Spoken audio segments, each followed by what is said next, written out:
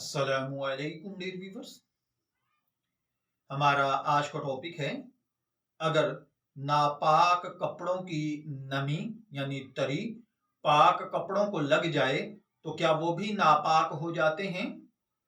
आमतौर पर कपड़े वगैरह धोते हुए अगर कोई नापाक कपड़ा गीला हो, उसके साथ पाक कपड़ा लग जाए और उसमें नापाक कपड़े से कुछ नमी लग जाए तो क्या ये पाक कपड़ा भी नापाक हो जाएगा या नहीं।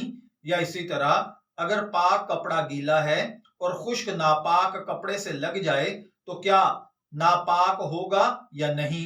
देखिए भाइयों और बहनों, याद रखिए, अगर नापाक कपड़ा ऐन नजासत यानी पेशाब वगैरह से गीला है तो नजासत का असर पाक कपड़े में जाहिर होने से वो नापाक हो जाएगा।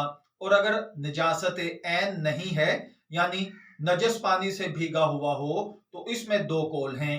एक ये कि खुश्क कपड़े पर इतनी रुतूबत आ जाए कि इसे निचोड़ने से कतरे गिरें तो नजस होगा, वरना नहीं।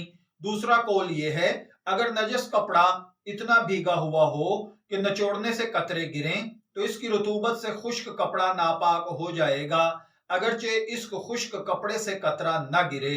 कौल अव्वल अगरचे बेहतर है मगर कौल सानी ज्यादा बेहतर है।